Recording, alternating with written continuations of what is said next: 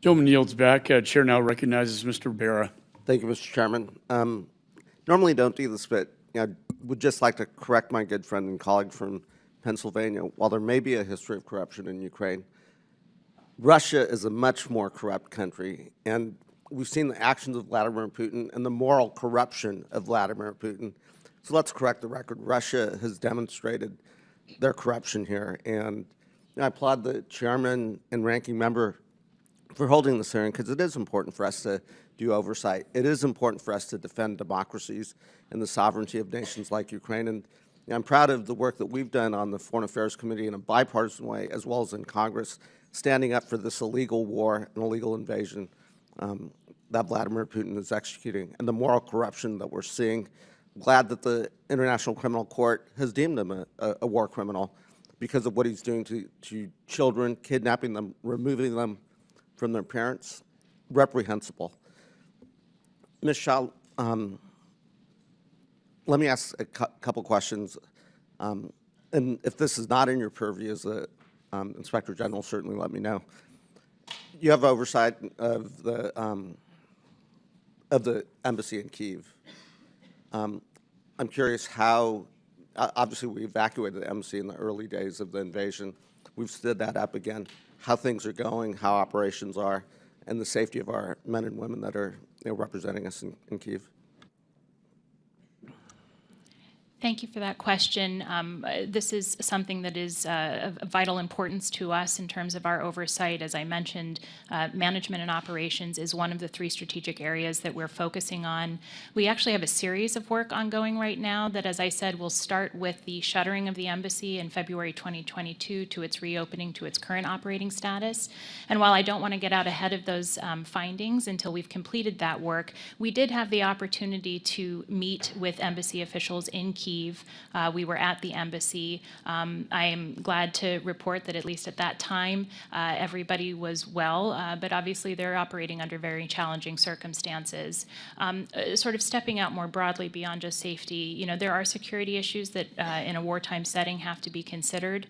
We did just issue a classified management alert with some technical security issues that we identified at the embassy, and we're able to put forward some recommendations that we think will help address those and ensure the security of the operations at the embassy. But I look forward to publishing our completed body of work on this question, which I think will be very illuminating in terms of how it's operating. Great. And again, if this, second question, if this is not part of the Inspector General, certainly let me know. In the early days of the invasion, we obviously saw refugee flows coming out of Ukraine, women and children particularly. My district, Sacramento County, has a large Ukrainian American population, obviously, that are very concerned about relatives and family that are coming out. In your perspective, doing oversight of the visa process, the humanitarian parole process, et cetera, can you give us an assessment of how that's working, if there's things that we should be thinking about in Congress?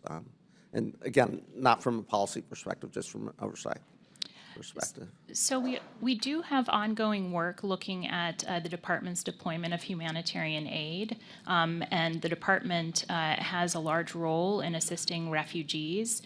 So again, don't want to get out ahead of the findings in that work, but we are putting out an information brief. It'll be published next month that's looking specifically at how those funds are being deployed, to which of its 9 implementing partners, and what needs are being addressed by that, and I think that might help answer some of your questions. Great, thank you.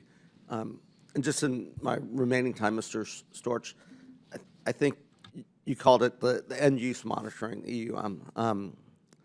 Obviously, I'd have to imagine it's difficult in a wartime situation, on the front lines and so forth, to check the accuracy and making sure how those munitions are used. Again, if you can't answer this question in this setting, just let me know. Are we contracting with Ukrainians to do some of the work, or are we deploying personnel to do some of that monitoring on the front lines?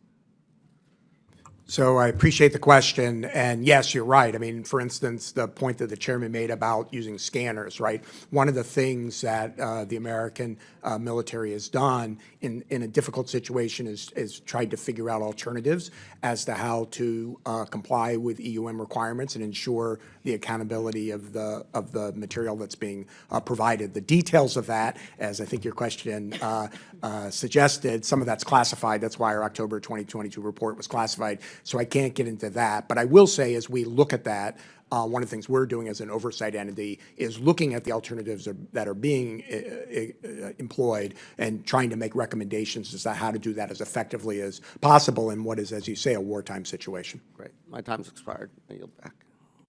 Joan, time's expired.